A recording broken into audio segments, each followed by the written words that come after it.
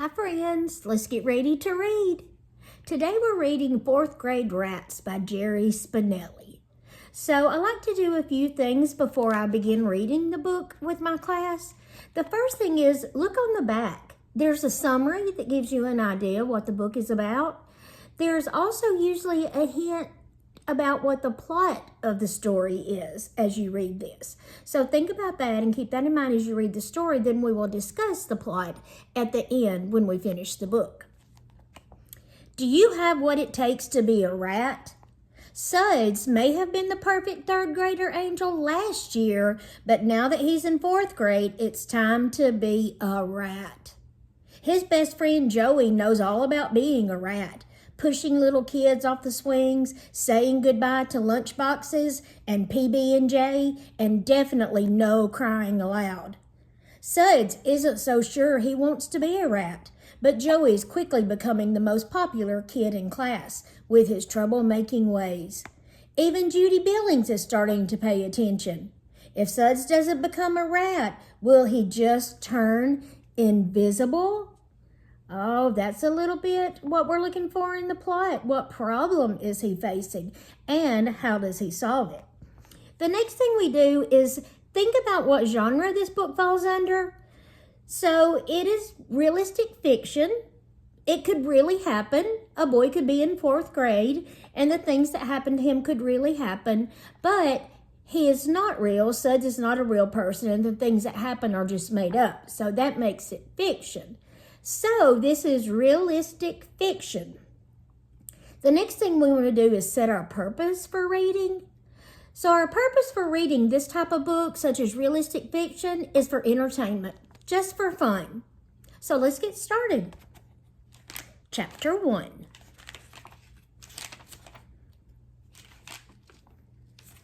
Rats don't. 1st grade babies, 2nd grade cats, 3rd grade angels, 4th grade rats. It was the first recess of the first day of school. A mob of 3rd graders had me and Joey Peterson backed up against the monkey bars. Oh no. That's not a very good start. They were giving us the old chant. When they came to the word rats, they screamed it in our faces. Then they ran off laughing. I wish I was still in 3rd grade, I said. Why, said Joey. So I could be an angel. Not me. He climbed onto the first bar. I waited 3 years to be a rat. He climbed to the next bar, and now I am a rat. He climbed to the top bar. He shouted over the schoolyard, and proud of it. I started to climb. My sneaker slipped on a bar, and I went down instead of up. The first thing I landed on was my hand. My thumb got bent back, way back. Pain. I howled as loud as I could. It still hurt. I kicked the ground, the monkey bars, the nearest tree. My thumb still hurt, and so did my foot. Only one thing left to do. I cried. Joey's voice came from the high monkey bar. Rats don't cry. The bell rang to end recess. I jogged, sniffling to the door. When I got there, Judy Billings was behind me. Like a miracle, the pain in my thumb disappeared. For me, there was no such thing as pain when Judy Billings was around. I loved her. I was sure that any day she would start to love me back. In the meantime, she mostly ignored me. But I kept trying. Judy was in the other 4th grade class, so I didn't see much of her. When I did, I figured I had to make the most of it. That's why I held the door open for her. She went through. As usual, she ignored me. I didn't care. For 1 second, she was inches away. Heaven was a trainload of those seconds.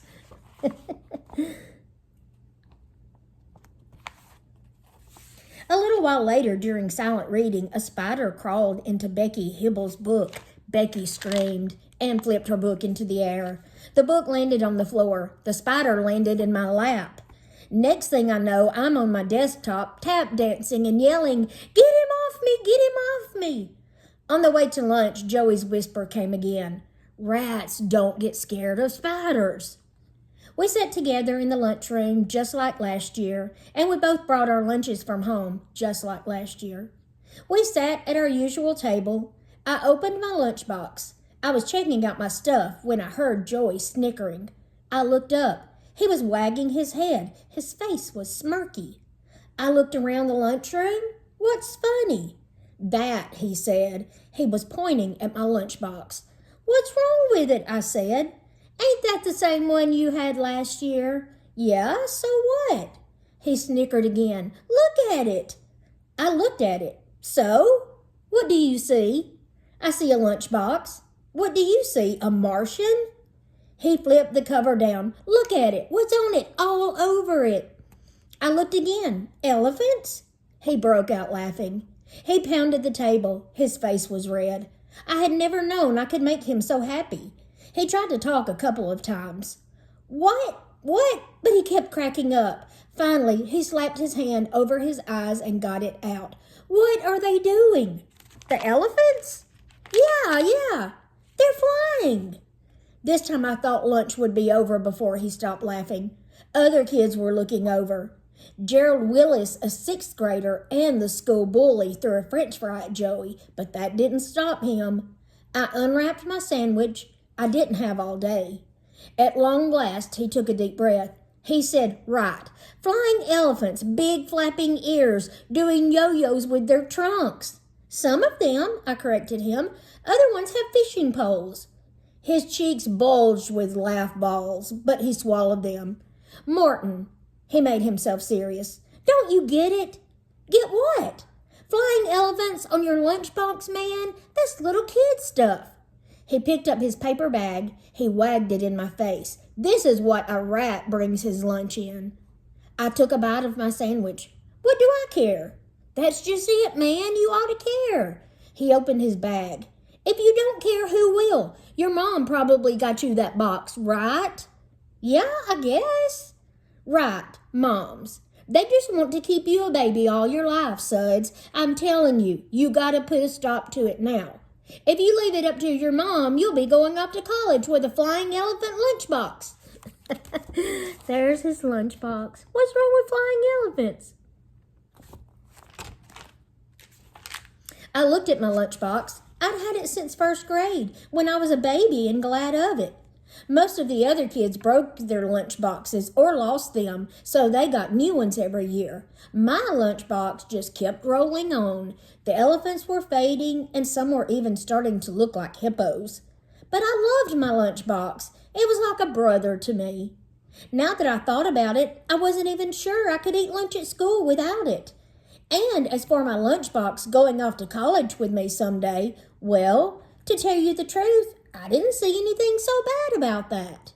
I looked at Joey. He was wagging his head and smirking again. Uh-oh, I thought, it's not just the lunchbox.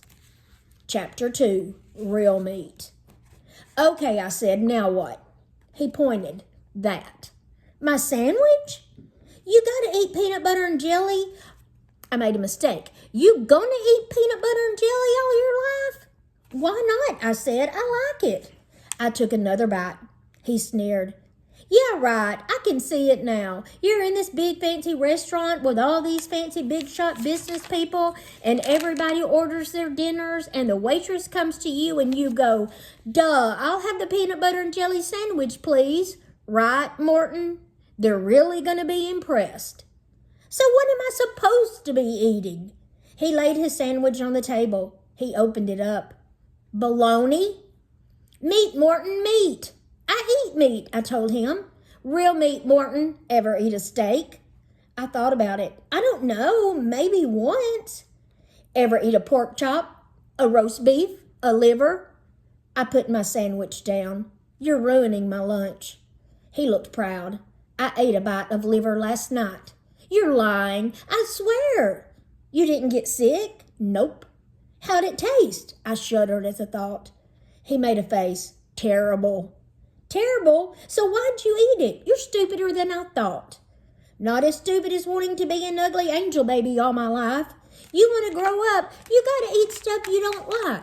And I'll tell you something else. He leaned across the table, getting real serious. It's an idea of mine. The worse it tastes, the faster you grow up. Now it was my turn to laugh. Yeah, right, Peterson. All I gotta do is go find a dead skunk and eat it and poof, I'll be 30 years old. He slapped his sandwich back together and took a chomp out of it. Forget it, man. You want to be a baby? Go be a baby. He went on chomping. I didn't feel like having a fight. I said, okay, maybe I'll ask my mom to make me a bologna sandwich one of these days. I don't care, he shrugged. Say, I said, where does bologna come from anyway?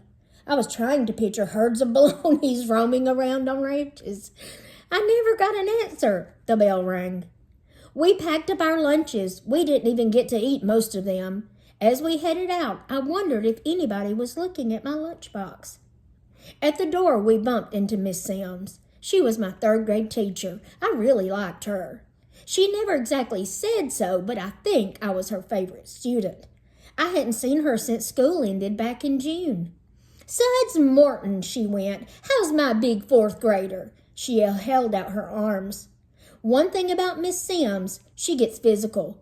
If she decides she wants to hug you, there's not much you can do about it. So I just walked into those arms and let them wrap around me. How are they treating you up there? She said. Well, the teacher's okay, I said. She backed off. She looked at me. You mean something's not okay? I felt squirmy. Well, it's not as much fun being a rat. At first, she didn't understand. Then she got a big smile. Now don't be so glum. Before you know it, fourth grade will be over and you'll be, what's fifth grade? Monkeys, I told her. Of course, monkeys. You'll be a monkey. She hugged me again. She whispered, and don't forget, you'll always be an angel to me. She laughed and sent me on my way. In the hallway, I felt a hand on top of my head. Was Miss Sims following me? I turned. It was Gerald Willis, who was born a rat. His lips were puckered. They were making kissy noises at me. Ooh, little Sudsy, my little teacher's pet. Where's my apple? Didn't you bring me an apple today? Before I could do anything, he swiped at my lunchbox. The cover sprang open and everything fell to the floor. My half-eaten peanut butter and jelly sandwich, my pack of pretzels, my cupcake, and my apple. I scrambled after the stuff on my hands and knees. Kids' feet everywhere. Somebody crunched my pretzels.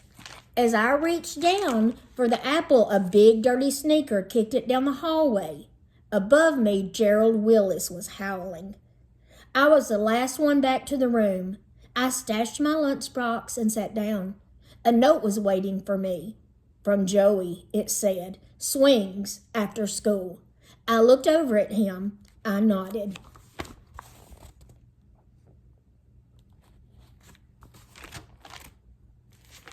Chapter 3, Number 1.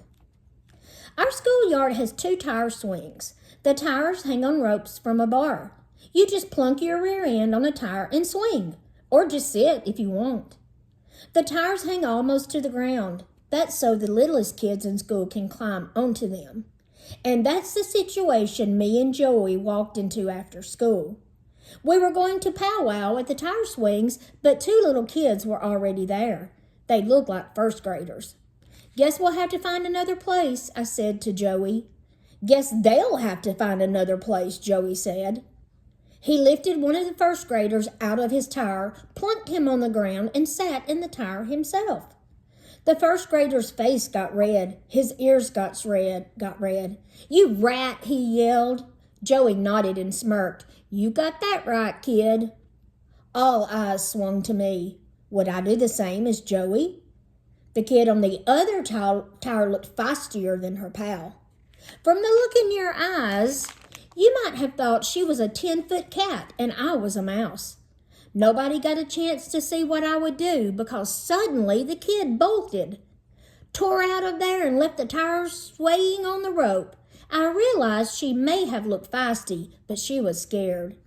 The other kid took off too, but not before he yelled, rat, and spit at me. Missed by a mile. First graders are not good spitters. Sit down, said Joey. I sat on the tire. I don't feel right about that, I said. About what? About kicking those little kids out. I kept seeing the girl's eyes as she ran. It was the first time anyone had ever been afraid of me. I couldn't figure out how I felt about it.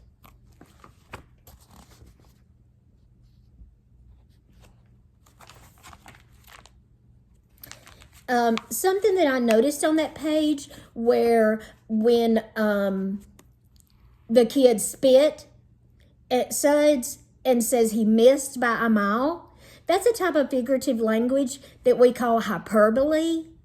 Hyperbole is just a big exaggeration. Missed by a mile. Well, a mile is pretty far. He probably didn't miss that far. But it's just showing this author uses figurative language in this instance to show that the spit didn't even come close. So he's no comparison to what the fourth graders can do. So when the author says missed by a mile, or when Suds says missed by a mile, it wasn't literally a mile. The author just uses that to let us know it was a long way. So hyperbole is exaggeration. Suds, Joey said, remember the 4th of July at the park? What about it? I said. The talent show? Yeah. The bench? Huh? They got off his tire. He stood in front of me. The bench we were sitting on to watch the talent show that we didn't sit on for very long. Oh, yeah. It was coming back to me. Some kids kicked us off it. 4th graders, he said. They dumped us off. They lifted one end of the bench real high, so you and me slid off onto the ground. I laughed, picturing Joey and me zooming down the bench like it was a sliding board. Man, I forgot about that. I didn't, said Joey. He wasn't laughing. So I said, now that I'm a 4th grade rat, I'm supposed to go around dumping little kids off benches? Is that it? There's more to it than that, he said. I started swinging. I'm all ears. Oh, that's another good example of figurative language. I'm all ears. That means you're really listening. It's called an idiom. It's not literally, he's literally not all ears. It just is a type of figurative language that lets you know that he was really listening. It's kind of boring if it just said he was listening. Okay. But when he says, I'm all ears, that means nothing else mattered. He was stopping what he was doing and he was listening. Joey got back on his tire. He matched his swinging to mine. Suds, he said, you're in 4th grade now. That makes you a rat. Stop fighting it. It's nature's way. I can fight it if I want to. Yeah, how? I thought for a minute. I'll do rotten in school. I'll do so rotten they'll have to flunk me back to 3rd grade. Forget it, dude. You can't go backwards. Time marches on. I like being an angel. Joey stopped his swing. He reached over and stopped mine. Suds, you ant brain. Angels finish last. What did you ever get out of it, huh? Did anybody ever say, oh, thank you, Suds, you're nice, you're such an angel? Huh? Anybody ever say that? Not exactly, I had to admit. Your mother ever say, oh, Suds, you're such an angel, you don't have to clean your room anymore? Guess not. Are you allowed to stay up late? No. Are you allowed to go anywhere you want by yourself? No. Are you allowed to say no to your mom? Of course not. He poked my tire. See, that's what I'm talking about. I'm glad you know what you're talking about, I said, because I sure don't. I'm talking about growing up, he said. I'm talking about not being an angel baby anymore. I'm talking about taking care of number 1 for a change. I felt stupid, but I had to ask, who's this number 1? He pointed. You, dude, you're number 1 for you. I'm number 1 for me. Number 1? That sounded good. Maybe there was something to this rat business after all. But what about crying, I said. Why can't I cry or be scared of spiders? He got off his tire. He faced me. He was dead serious. Because real men don't cry. What's men got to do with it? Before you said it's rats that don't cry. That's right, he said. That's the whole point. Being a rat is the next step up to being a man. You want to be a man, don't you? Sure, I said, I guess so.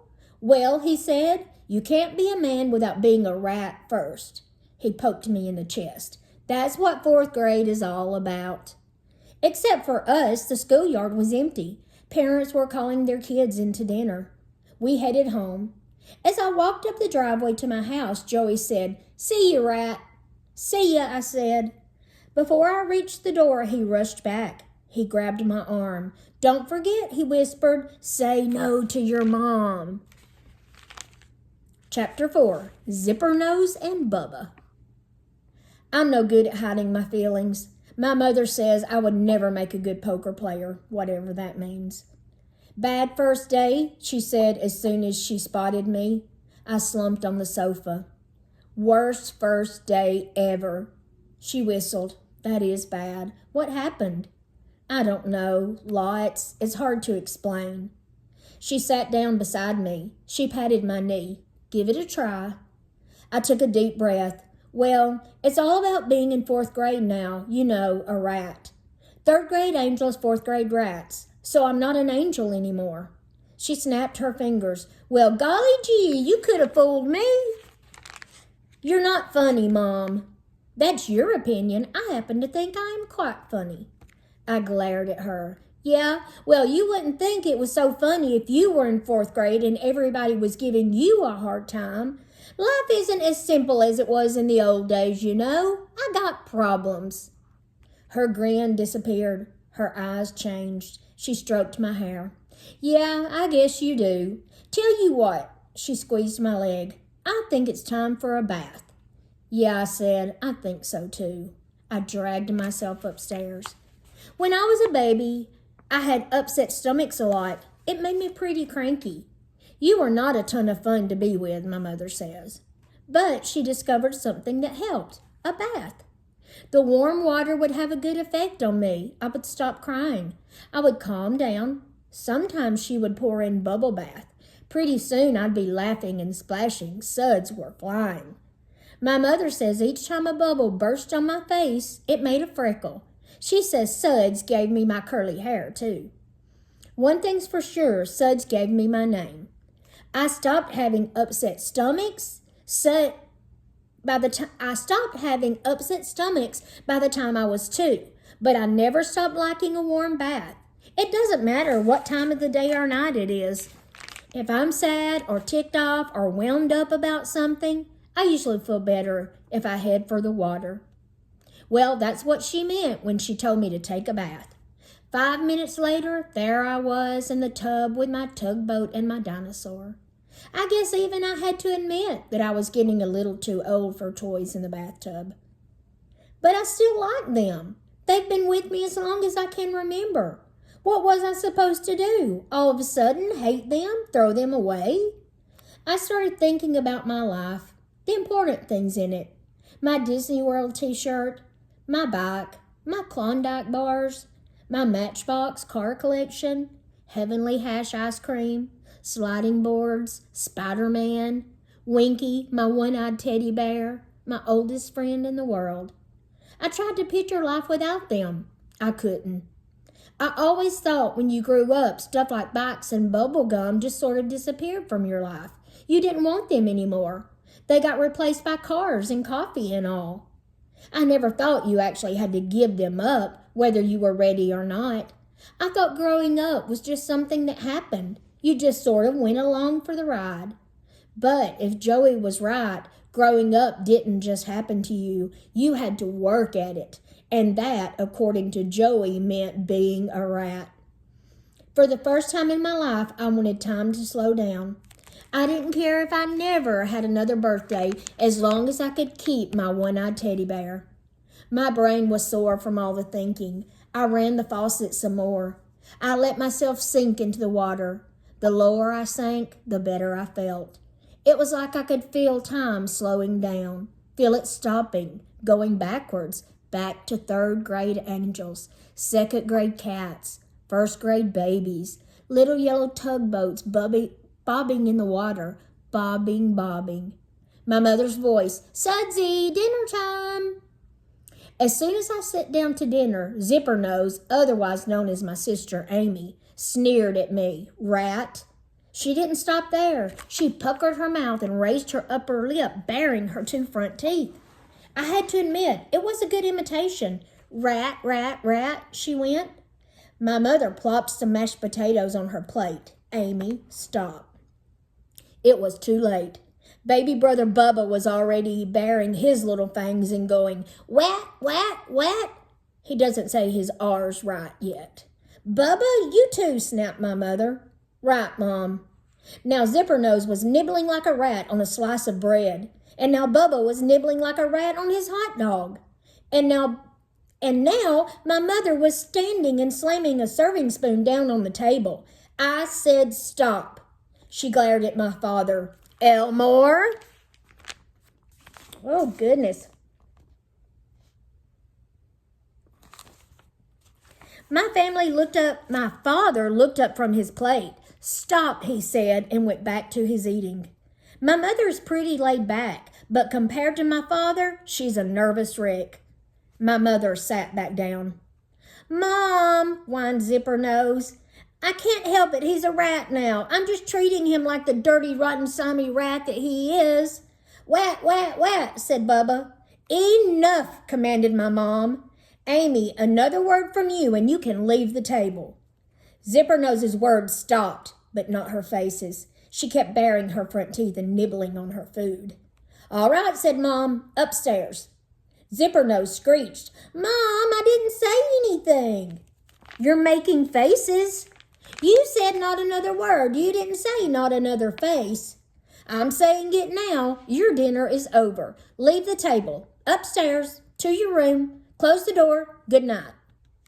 Zippernose stomped off. Before she ran upstairs, she yelled back, Rodent! Bubba echoed, Woed it, woed it, woed it. Then he started laughing.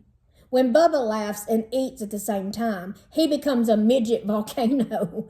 Pieces of mashed potato and hot dogs were flying everywhere.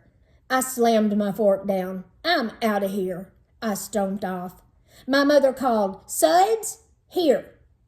I didn't say no, like Joey told me, but I didn't say yes either. I just kept going.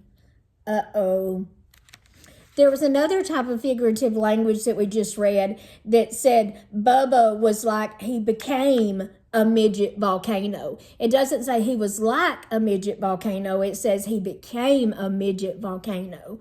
So that, you can imagine a volcano spewing, and that's how the food was coming out. That is a type of personification we call a metaphor. Not saying something is like something, but saying it is. So this metaphor says, Bubba is a volcano. Chapter 5, You're not funny.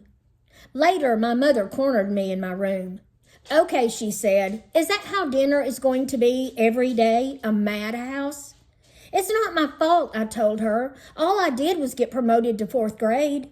My mother sat on the bed. Sudsy, maybe you're taking this too seriously. It's just a school kids rhyme, you know? I'm sure it'll pass over in a day or two. Sure, I sneered. Tell that to all the kids at school calling me a rat. Tell it to Zippernose. Tell it to Joey. What does Joey say about all this? I laughed. He loves it. He's glad he's a rat. He says it's nature's way. He says it's a step up to being a man. She chuckled. The way to a man is through a rat, huh? I keep telling you it's not funny. You're right, she said. She spanked her own hand. There, bad mom. That'll teach me. I glared at her. You can forget it if you're trying to make me laugh. It's not working. She pretended to pout. Darn. Okay, no more funny stuff. You're miserable, and that's that, right? Right. Bath didn't help? Yeah, it did, till I had to get out. She snapped her fingers. Aha! All right, I'll tell you what we're going to do. I'm going to call the school and pull you out of there. We'll hire a tutor to come in and teach you. She can sit on the toilet seat while you're in the tub. We'll serve you your meals there. After a couple of months, you should be shriveled down to the size of, a frog. I pointed to the door. Mom, out. Or maybe we could put wheels on the bathtub and roll you off to school each day. We could. Mom? She shut up. She stood. She was biting her lip to keep from cracking up at her own hilarious self. She took a deep breath. She put her hand on my shoulder. "Tell you what, there's more than one way to become a man." "What's that?" I said.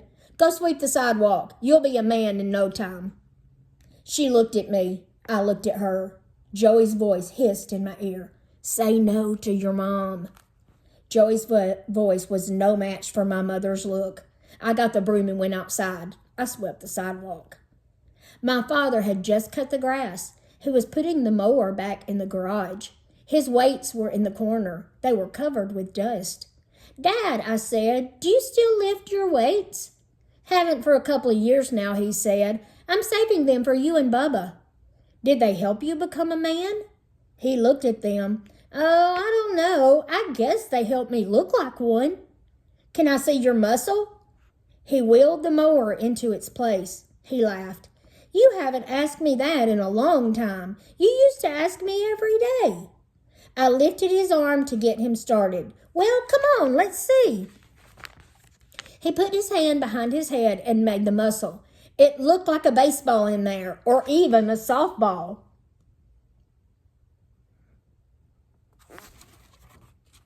"Make it bounce," I told him. He made it bounce. I reached up and touched it. It was smooth and round and hard, like wood. "Pull me up," I said, "like you used to." He lowered his arm a little. "I don't know if I still can. You're not such a shrimp anymore, you know." I grabbed on with both hands. "Hoist away." His arms started to crank up. My legs got straight. Then I was on tiptoes. Then I was off the ground. I hung there for a couple seconds. Then he let me down. We went back out. He closed the garage door. I asked him if he used to take a lunchbox to school when he was in 4th grade. He thought. He nodded. "Yep, I did." "Did it have anything on the outside of it?" "Nope, it was one of those old-fashioned ones like Grandpa took to work. I wanted one just like that." "No animals on it, huh? Elephants, anything?" He shook his head. "No, afraid not. It was black, about as dull as a lunchbox gets." He opened the front door. "How about swings, Dad? Did you ever kick a kid off a little swing?" "Did you ever kick a little kid off a swing?" He stopped. He looked at me funny. "Where did that question come from? Somebody kick you off a swing?" "Oh, no," I said, heading inside, "just wondering." When I pulled down my bed cover that night, I found a mouse trap on my pillow. Dad thought we had a mouse once. It was set with a little piece of cheese. I tripped it with a pencil. It snapped like a cap pistol and flipped halfway up to the ceiling. I grabbed the trap, charged down the hall to Zipper Nose's room, yanked open the door, and rifled the trap into the dark, right about where she would be lying in bed. The phone rang. I didn't bother with the squawks coming from Zipper Nose's room. I picked up the phone. A voice whispered, "Did you say no to your mother?" Chapter 6. Joey Becomes a Man. Nothing much changed during the next couple of days. 1st graders called 4th graders rats. 4th graders bared their front teeth and snarled. 1st graders ran away squealing. I kept opening doors for Judy Billings. Judy Billings kept ignoring me. By the 2nd week of school, the 1st graders were tired of the game. And without the 1st graders calling them rats, the 4th graders pretty much forgot that's what they were. Except for Joey Peterson. Joey was doing just what he had said, taking care of number 1. I don't mean he went around kicking people in the kneecaps. I mean he did things pretty much his own way. He didn't care what anyone else thought. One day in class, we had pretend elections to learn how government works. Joey nominated himself for President of the United States. Then he voted for himself. He even looked different. He got his hair cut practically down to the nubs. "Like Marine boot camp," he said. And he started wearing one of his father's old sweatbands around his head. He got a black marker and wrote number 1 on it. Joey was on his way to becoming a man. In fact, I think I saw him become a man before my very eyes on a Thursday in the schoolyard. It was after lunch. We were just cruising around when a bee started flying near us. I hate bees as much as I hate spiders, so I took off, flapping my hands. I heard Joey call, "Suds, look!" I turned. What? Look! He was holding out his arm. I couldn't see anything. Look at what? He was keeping very still, staring at his arm. Come closer. I came closer and I saw. The bee was on his arm, crawling up and down. Gave me the shakes just to watch. Swat him, I whispered. He just kept staring at the bee.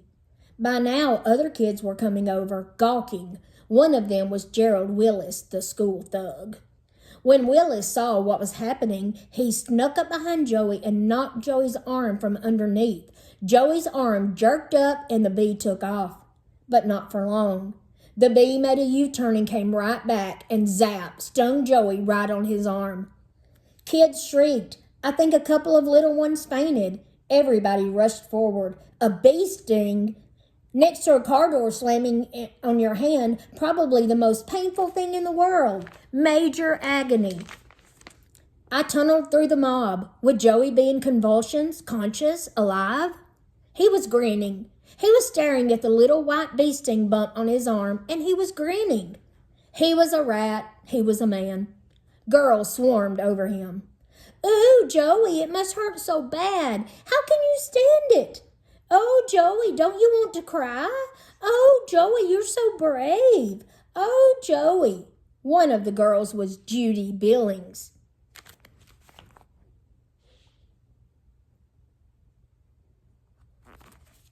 Judy Billings followed Joey around the rest of the day like a puppy dog. I walked home with him, but so did she, and it was like I wasn't even there. Joey, can I see it? For the millionth time.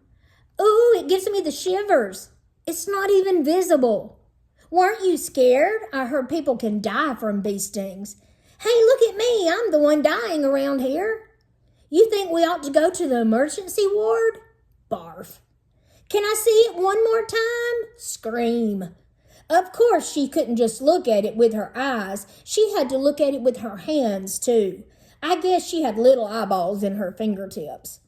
First, she would touch the invisible sting spot and say, "Does that hurt?" And Joey would say, "No." Then she would press it and go, "Does that hurt?" And Joey would look all cool and say, "Nah." Of course, that wasn't enough for her. She had to start feeling around the rest of his arm to see if it was swelling up. She said it was. He said it wasn't. So, of course, she had to switch over to his other arm and go feeling around that one, too, to see how it compared. And all of a sudden, it wasn't about a bee sting anymore. Wow, your muscles are so hard. She didn't even see him clenching his arm.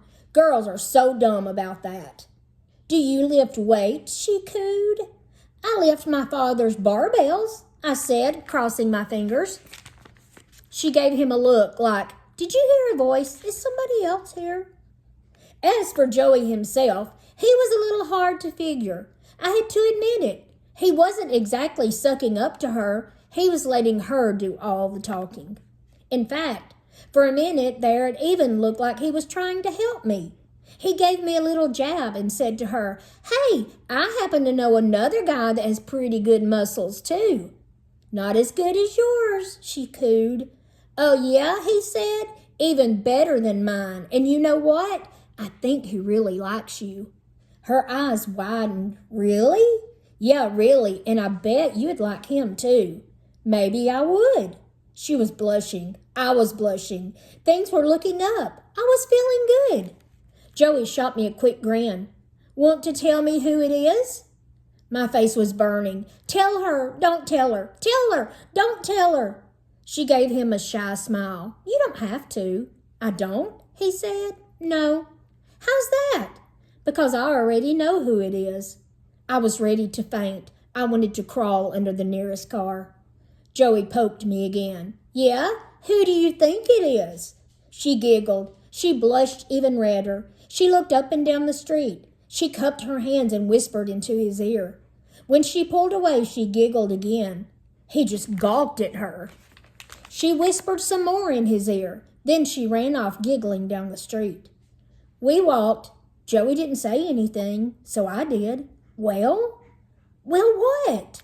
Well, what did she say? He shrugged. Nothing. I grabbed his shirt and jerked him to a stop. Peterson, what did she say? He sniffed. He shrugged. He looked away. Me? You?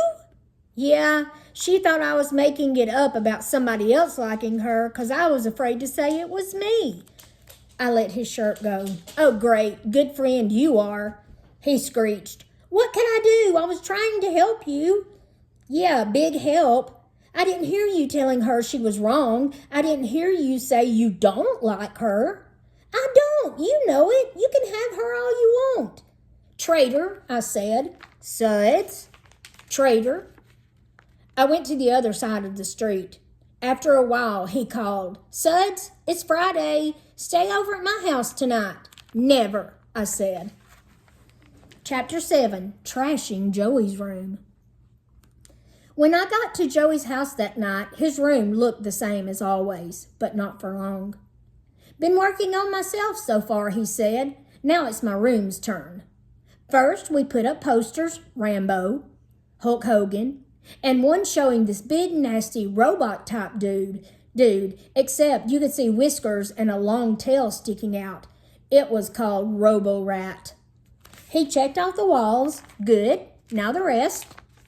He started with his bookshelf. He pulled out 4 or 5 volumes from his encyclopedia and threw them on the floor. Then he tossed out a couple comic books and a National Geographic. He opened every drawer in his dresser. He flipped out stuff from each one, socks, underwear, shirts. They landed all over. He kicked his wastebasket over. He dragged his dirty clothes hamper from the closet and dumped it on the floor. He charged into his desk. Pencils and papers and rubber bands went flying. About the only thing he didn't do was spit. By now, you could hardly see the floor. He stood in the middle, turning, nodding, smiling. Yeah, now it's my room. I just sat on the bed, stunned. Until then, Joey Peterson's room had been the neatest room I had ever seen.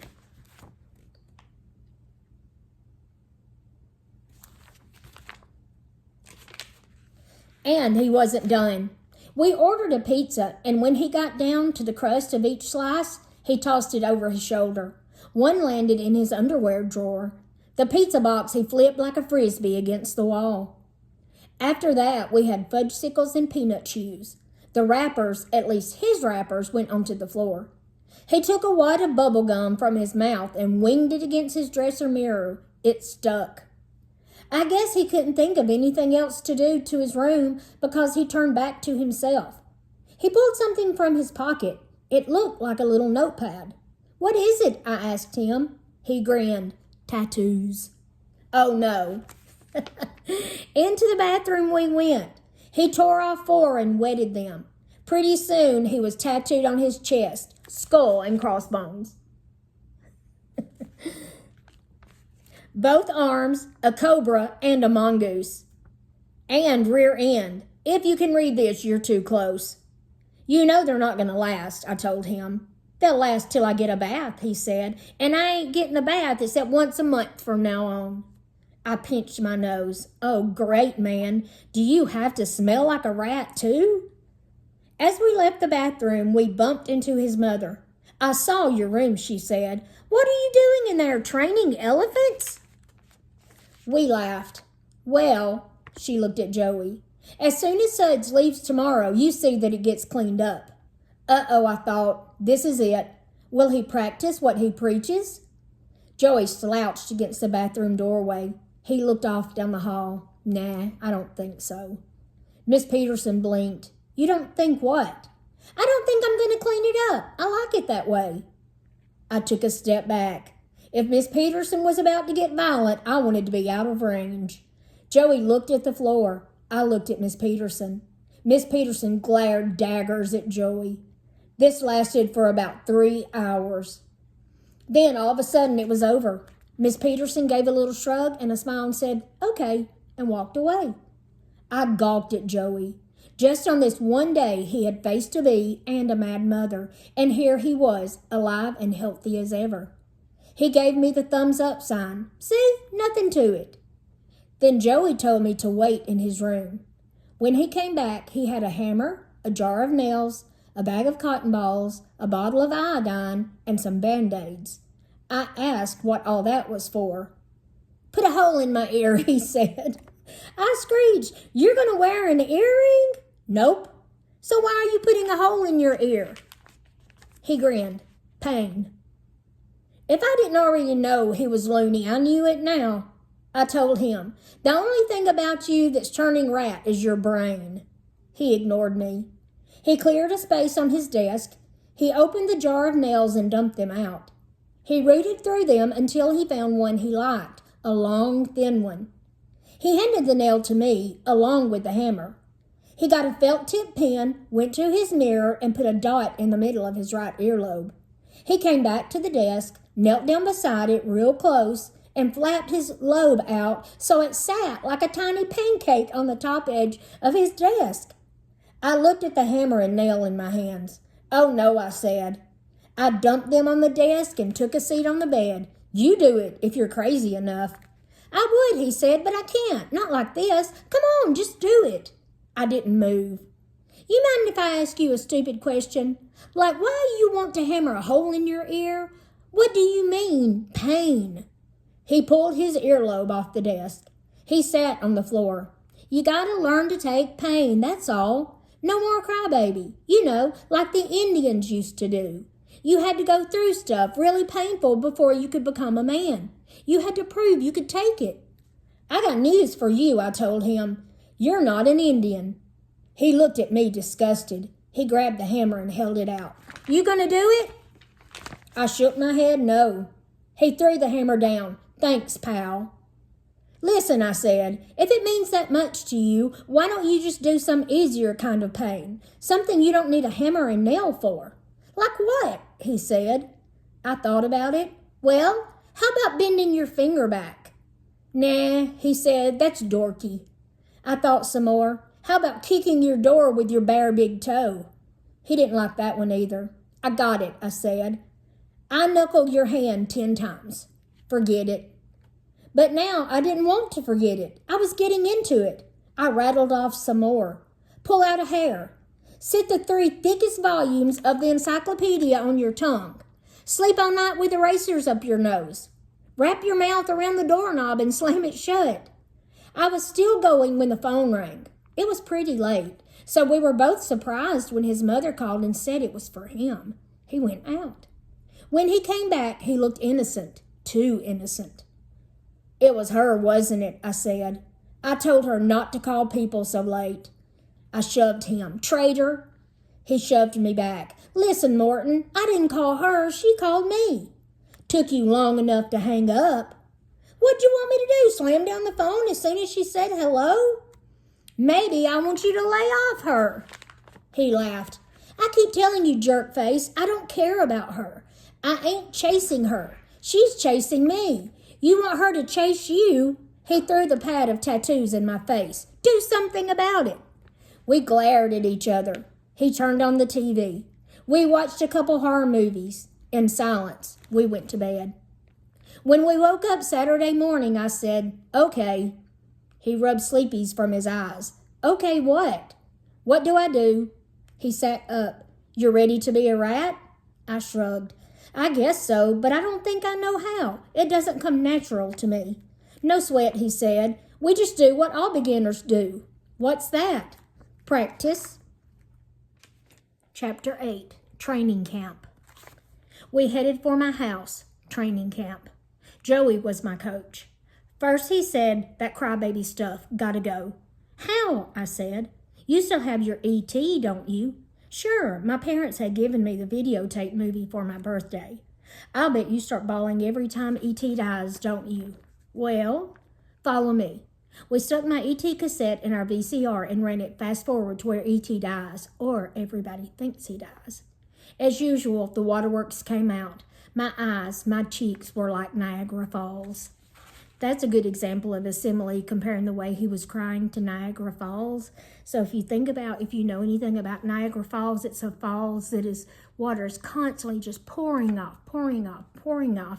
So that compares to the way he was crying. So the author could have just said he cried. But when the author says that it was like Niagara Falls, that helps us visualize that, wow, he was really crying hard. So when you read, you want to synthesize this information as you think about what you know about Niagara Falls and what you know about crying, and that will help you visualize and comprehend what is happening. Joey punched rewind, stop, play. E.T. died again. I cried again. So it went time after time, until on the 22nd try, Joey ran his fingertip across my cheek and nodded, dry. He turned on the light and got in my face like a doctor. Your eyes are a little watery, but nothing's falling out of them. He held out his hand. You're on your way, rat. I gave him 5. Next was spiders. Joey found one, trapped it in a paper cup, and brought it to me. I was sweating and shaking. Hold out your hand, he said. I can't, I told him. You want Judy Billings to like you or not? What if it's a black widow? I shuddered. It's not. Or a tarantula. It's a little white house spider. Hold out your hand. I can't. It won't move. Joey made it move. He grabbed my hand and dumped the spider onto it. He was right. It was a little white house spider, but to me it looked like a tarantula. I screamed and flipped it away. When we got to the 9th little white house spider, I was still flipping, but I was doing it silently. Joey sighed. Well, at least we got rid of that scream. He clapped his hands. Okay, up to the roof. No, I said. Move, he said. I went upstairs like I was walking to the gallows.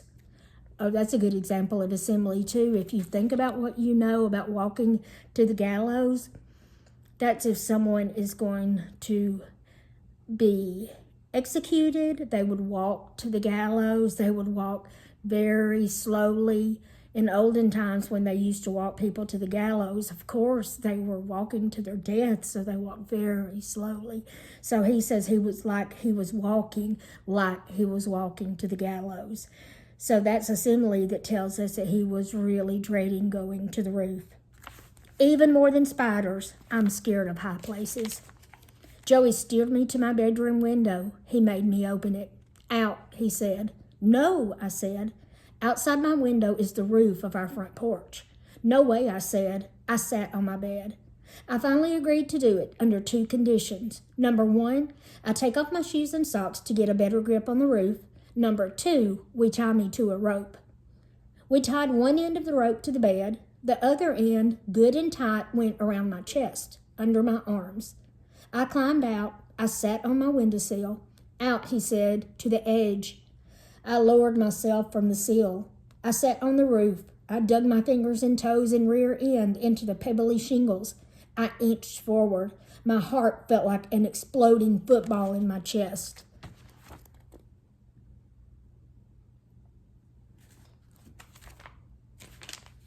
I was halfway to the edge when the sidewalk below started to get wavy. Then the bushes got fuzzy. Then everything was turning around like the inside of a clothes dryer. Next thing I knew, I was hanging off the edge of the porch roof, swinging in the air above the front steps. Just then, Zipper Nose came out. The look on her face said, I'm imagining I see my brother hanging from the roof. I'm having a hallucination. Call somebody, I told her. Get me down from here. She half turned, ready to obey me for the first time in her life.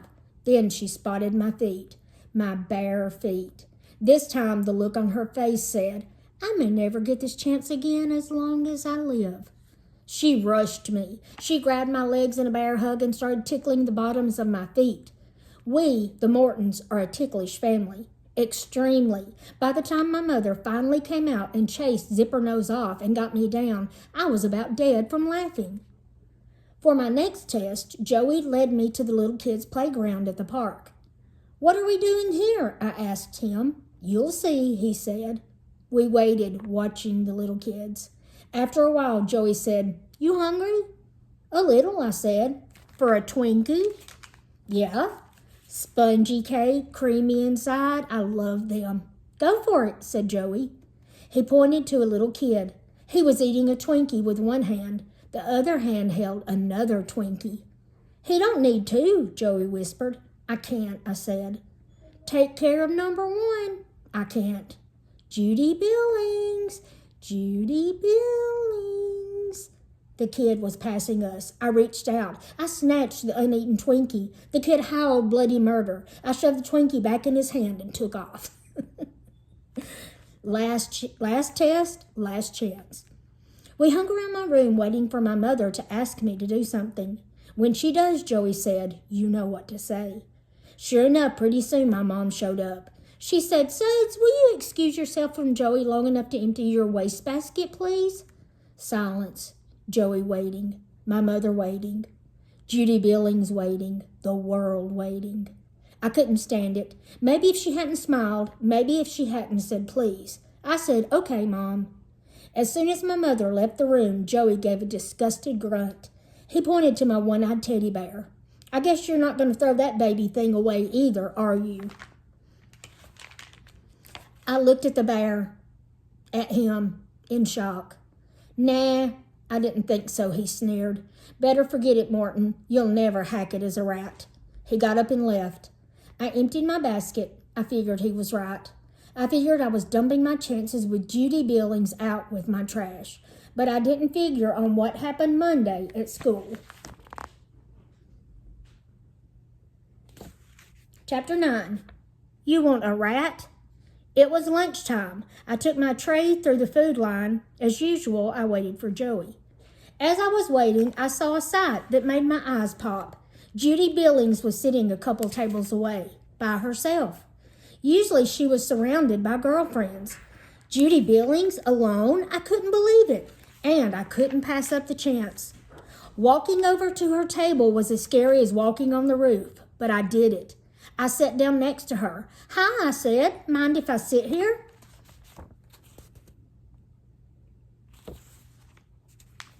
She kept looking at her grilled cheese sandwich. Yes, she said. I giggled. I grinned. I was thrilled. Yes, it was the first word she had ever spoken to me. I'd remember it forever. Yes, yes, yes. I said, I mind, she said. Oh, I said. What should I do? I was in too deep to back out now. Okay, I said. I got up and sat down on the other side of her. This better? No. She kept speaking to the grilled cheese sandwich. Did she think I was the sandwich? I felt my chair move. I looked up into the face of Gerald Willis. He was pulling my chair backwards. When it was away from the table, he tipped it forward. I slid off to the floor. It was the bench at the talent show all over again, only worse. I got up. I slunk away. Kids were laughing. One of them was a third-grade angel eating a piece of chocolate cake. I didn't take the cake from the angel's hand. I just shoved his hand, cake and all, into his face. Then I smashed them around. The whole joint was howling. As I walked out of school that day, Judy Billings happened to be right behind me. This time I didn't hold the door open for her. I let it shut in her face. I went straight home and up to my room. With one swipe of my hand, I sent my whole Matchbox car collection flying from the top of my bookcase. I probably would have destroyed my room right then if I hadn't headed for the bathtub. No tugboat and dinosaurs this time, just me and the water. I didn't turn it off till it was up past my belly button. I sank into it as deep as I could. I wanted to pull it over me like a blanket. I wanted to forget the day. I wanted to forget 4th grade.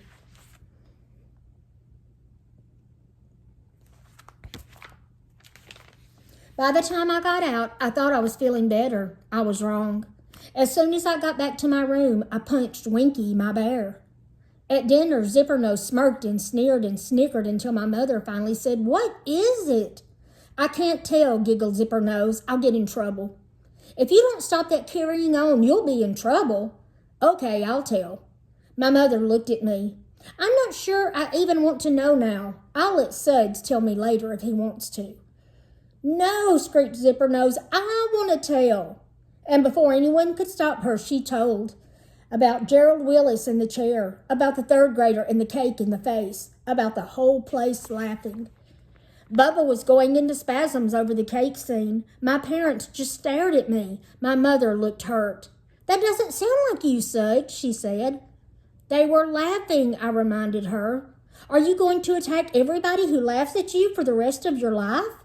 "Yeah," I said, "maybe I will." I got up from the table and stomped off. "Take a bath," my mother called. I did. "Take another." I took another. Didn't do any more good than the first. I decided to go to bed early, get myself unconscious as quick as possible. I put on my PJs, turned out the light, and got under the covers. I felt something with my foot.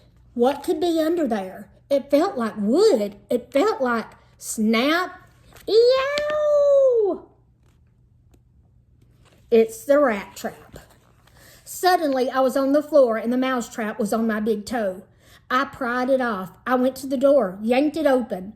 I heaved the trap down the hallway. I screamed, "Okay, you want a rat? You got a rat." Chapter 10, No.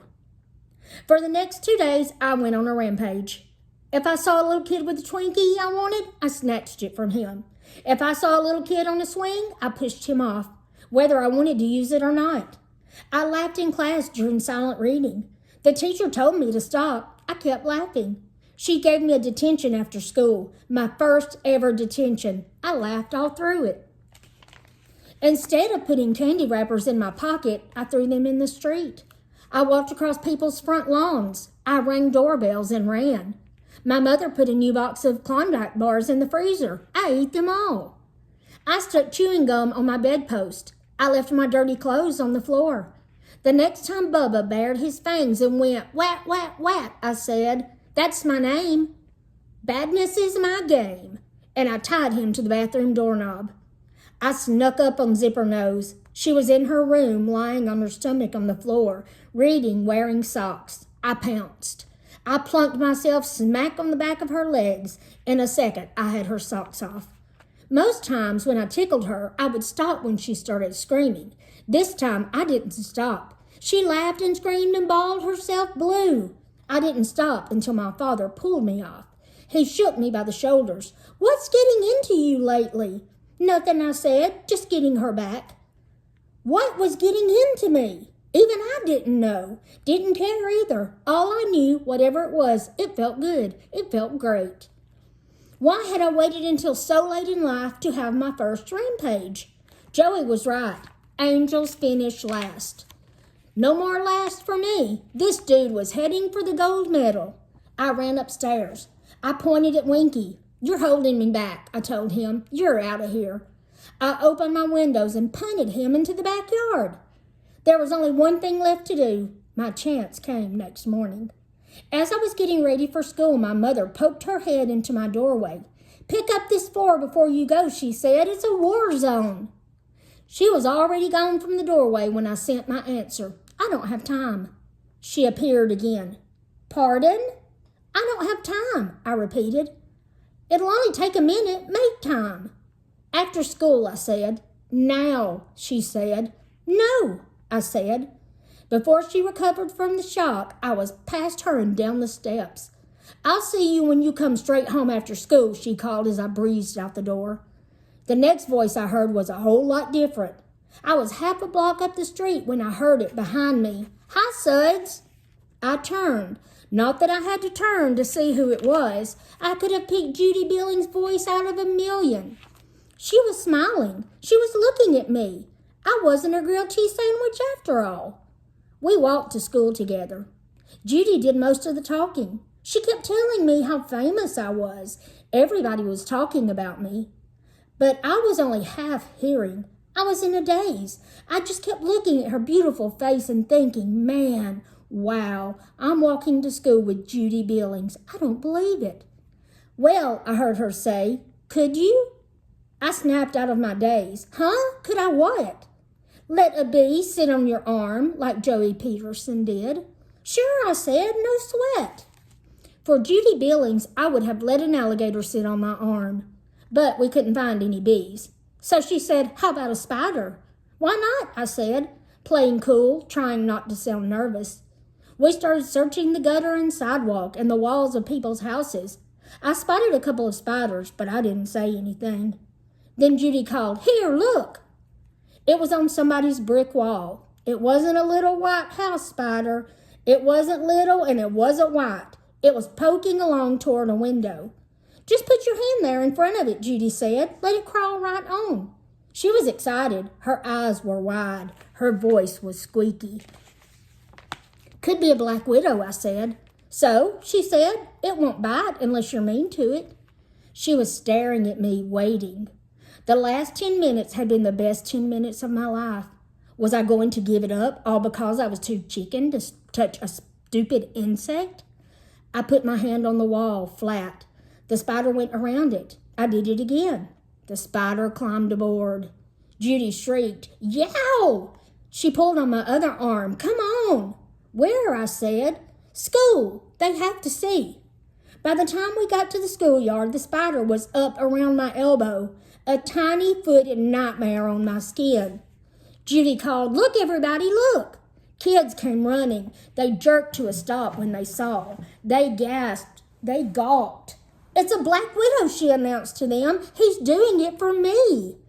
The spider was up on my shoulder now, heading for my back. I couldn't see it anymore. I kept my face cool, but I was praying. "Please don't go on my neck, especially don't go down my shirt." The bell rang.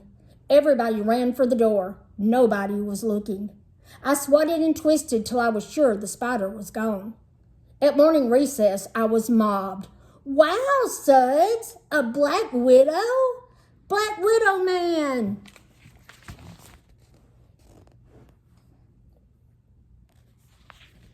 "Weren't you scared?" "Ooh, Suds." Judy was mobbed too, mostly by girls. "He did it for you?" I guess we were both famous.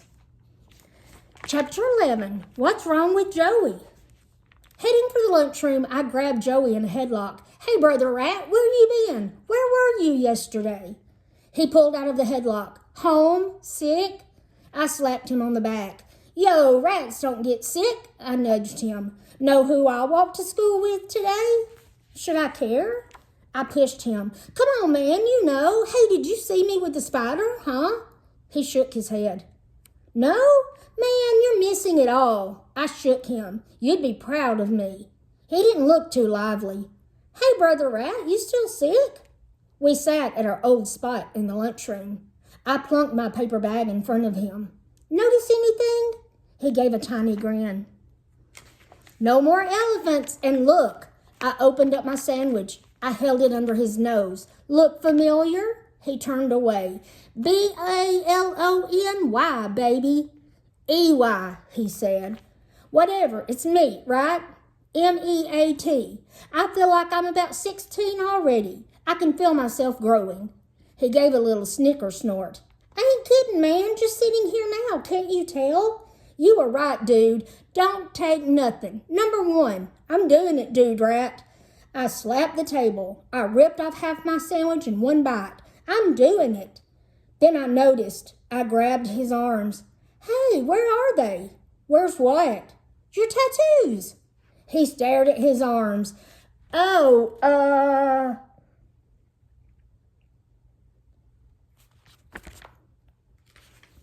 I leaned across the table. I sniffed. "You don't stink. You said you weren't going to take a bath for a month." "I didn't." "So where'd the tattoos go?" I sweated. They came off." "So how come you don't smell?" Deodorant." "And where's your headband?" "I forgot it." I finished my sandwich. I started in on my cupcakes. Joey wasn't eating. I pulled his sandwich from his bag. "What kind of meat you got today?" He snatched the sandwich back. "I don't know. Bologna, roast beef? I don't know. Bear, moose?" He just glared at me. "Okay, Rat," I said. I stuffed a cupcake into my mouth. When I finally cleared some room for my tongue, I said, "You gotta come over, see my room. It's almost as bad as yours." "Oh, man." I slapped the table. "I almost forgot to tell you. I did it. I did it." He gave me a blank look. "The big one, Rat." I said no to my mom. "This morning. You should have been there. I'm going out I'm going out to school, okay? My mom says, pick up this floor. It's a war zone. War zone, man. See, I told you it was bad. So know what I said? I said, I ain't got time. So she says, make time. And I go, no, N-O, baby. And I'm out the door. I did it. I held out my hand for him to slap. He didn't slap. Know what else, she said? Come right home after school. I'm telling you, I ain't. I scarfed down another cupcake. I'm thinking, I got to get my mom trained like yours. He wasn't talking. He wasn't eating. Nothing. I snatched his sandwich. I shot my chair back so he couldn't reach me. I tore the wrapper off. I opened it. I couldn't believe my eyes. I gawked at him. Peanut butter and jelly? Where's the meat? He just stared for another minute. Then he got up and walked away. Left his lunch there. Me, holding his sandwich, just walked away. Chapter 12. Me and Judy Billings. After school, I walked Judy Billings home. She asked if I wanted to come in for a popsicle. I said sure. I wasn't too anxious to go home anyway, with my mom waiting for me. As she opened her front door, something gray streaked past my feet. Oh no, she screeched, Muffy, get back here! Muffy! The cat was already 5 houses up the street. Judy stomped her foot. Oh, I hate that cat. She always does this. She slammed the door shut. We took off after the cat. Whenever she does this, Judy huffed as we ran. She goes up a tree. No sweat, I told her. Sure enough, 2 blocks away, there was Muffy up a tree. Pretty far up and out on a limb. Judy slumped. Oh no, here we go again. Hey, I reminded her, I said no sweat. Hey, I said to myself, you're famous. You're number 1. Judy Billings needs your help. Go for it, Black Widow man. I was in luck. The next day was trash pickup day. Cans were out. I dragged one over to the tree. I climbed onto it. It helped me. Good. From the top of the trash can, I looked down at her. She looked up at me, smiling that beautiful smile. I saluted. See ya. I was just high enough to get my fingers around the lowest branch. I dug my sneaks into the bark and pulled myself up. From then on, it was easy. One limb after another, and there I was, even with Muffy. Meow, Muffy said. Okay, Judy called from below. Bring her down. Down? For the first time, I looked down. Uh-oh. What am I doing up here? How did I get this high? Far below me, the trash can seemed like a thimble. Judy Billings seemed like a doll. Her tiny face looking up at me, getting fuzzy, getting wavy. Come on, she was saying. Her voice sounded tiny and far away. I squeezed my eyes shut. I hugged the tree trunk. I can't, I said. You can't, she called. Why not? I tried to think of some other way to say it, but I couldn't. I'm afraid of heights. Oh, great, I heard her say. I opened my eyes. Her hands were on her hips. She wasn't smiling anymore. I'll probably outgrow it, I said. Yes, she said. Well, you better outgrow it in the next 2 seconds because I want my cat back, and I want her back now. Judy, I wanted to say, it's me, Suds, the guy who risked his life with the spider for you. Something told me it wouldn't make any difference. Now, the tree itself was waving. No way was I getting down. I couldn't even look down. I reached out, got the cat in my hand under it, lifted it up from the limb. I prayed it was right, what I had heard, that cats always land on their feet. Always, please, I dropped it. It landed on its feet. Judy squealed, Muffy! I hugged the trunk again. I scrunched my cheek against the bark, shut my eyes. When I opened them, only the trash can was beneath the tree. I thought, she's going for somebody to get me down from here.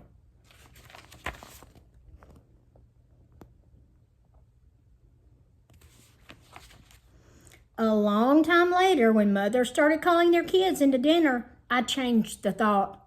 She's not going for somebody. I did a bunch of other thinking up there, too.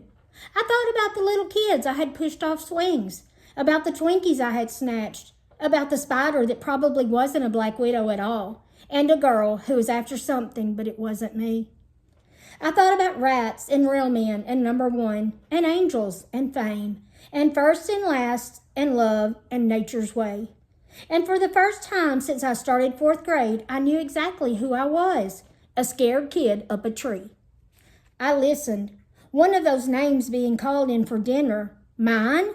One of those mother's voices. Mine? Mom, I yelled. Here, up here, help, help, help. I screamed my lungs out. That's a good example of an idiom. I screamed my lungs out. His lungs didn't literally come out. It just helps us visualize how loud he screamed. He screamed so loud he felt like his lungs came out. So that's an idiom. If it just said he screamed loud, that's kind of boring, but I screamed my lungs out. Wow, that's loud. Pretty soon my mother appeared, then my father, then a ladder. I came back to earth. My mother squeezed me harder than I had squeezed the tree. Look at you, she said. She sounded mad, but I knew she wasn't. You're shaking like a leaf. What were you doing up there? I tried to answer, but only tears came out. I blubbered like a baby. I couldn't help it. I didn't care. I held on tight to my mom as we walked home.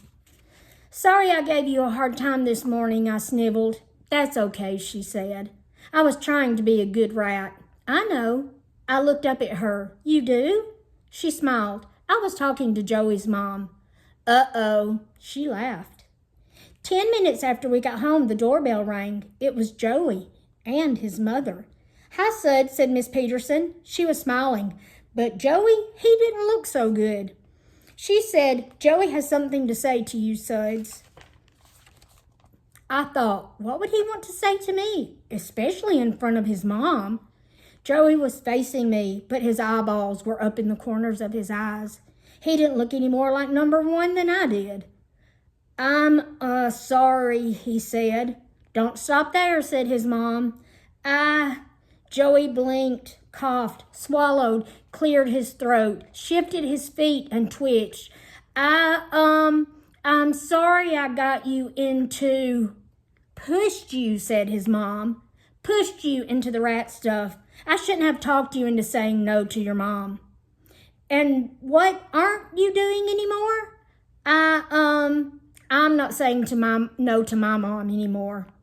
Miss Peterson nodded. Good.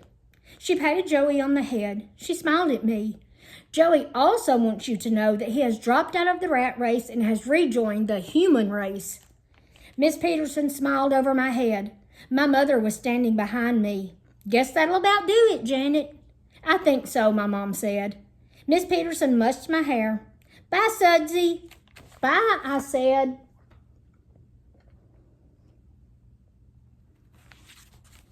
So maybe Joey is not all he pretends he is. They left. I turned to my mother. What was that all about? Just what it sounded like, she said. You didn't really think Miss Peterson was going to let him get away with all that nonsense, did you? It looked like she was. She nodded. You're right about that. She was trying to give him some slack, let him work his way through this rat phase of his. That's why she backed off about the tattoos. That's why. Plus, she didn't want to discipline him in front of you. But when her patience ran out, that was it. Curtains for Joey the rat. That's a good example of an idiom also. Curtains for Joey the rat. If you've been to a theater or a play and when it's over, the curtains close. So, curtains for Joey on the rat phase. It's over. She laughed. He said he was sick yesterday. She laughed. It was his mother who was sick of his shenanigans. She kept him home to clean up his room and his tattoos and his act. So, she snapped her fingers, that's that. For her, maybe. She was walking away. Mom, I said, I have a confession. Chapter 13, Confession.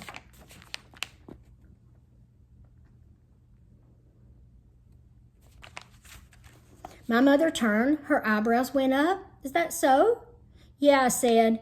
Maybe Joey did sort of push me, but the last couple of days, it was all on my own. She sat on the edge of the sofa. I see. Anything else?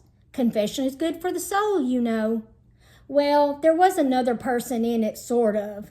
I see. She crossed her legs, folded her arms. A girl? She nodded. She thought. Would her initials be JB by any chance? I was shocked. How did you know? You've been in love with Judy Billings since first grade. How did she know that? Well, I said, something happened with her and I guess I went a little crazy. I see. Well, anyway, I think I'm through with her. My mom nodded. I imagine she'll survive. She sat back on the sofa. She just smiled at me for a while. Mom? Yes, there's more.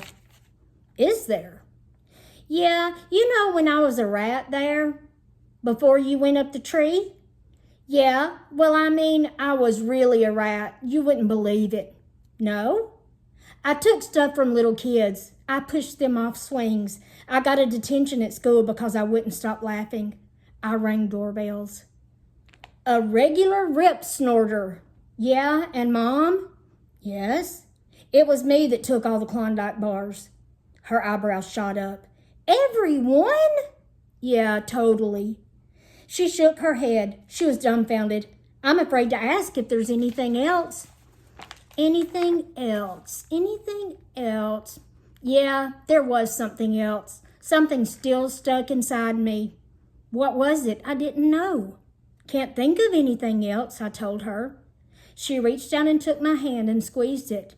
Well, rat or no rat, your mom still loves you. There. Mom, I know now, something else. When I was being a rat, I thought I was having a great time, but I wasn't. I was having a rotten time. I thought of the faces of the little kids that I had pushed around.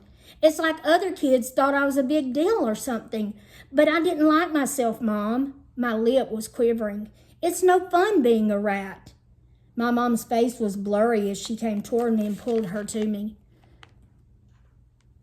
me to her. We stayed like that for a long time. I heard her sniffling. After a while, she said, Remember when you said being a rat was the first step to becoming a man? Yeah. Well, I was just thinking, and it's kind of funny. As soon as you stopped trying to be a man, you became one. In a nice little way, I might add. How's that? Your confession there, taking blame on yourself, admitting you were wrong, that's grown-up stuff. Really? She hugged me. Really? Well, I said, from now on, I'm just going to be a kid. That's enough. She laughed. That's plenty. Suddenly I remembered. Winky! I bolted out the back door. I searched the yard. Nothing. I tore the lids off the trash cans. Nothing. Gone. No! My mother's voice came from the doorway. We thought you might change your mind. I stared at her finger, which was pointing upstairs. I dashed past her up the steps into my room. There he was, my one-eyed teddy bear, sitting on my pillow.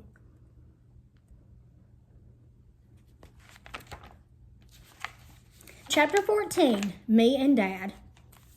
I guess I should mention one other thing to wrap up the story. It was a couple of days later, a Saturday, my dad's day off. I came back from playing outside and saw him in front of the VCR. I asked what he was watching. E.T., he said. Only he didn't say it regular. His voice sounded funny.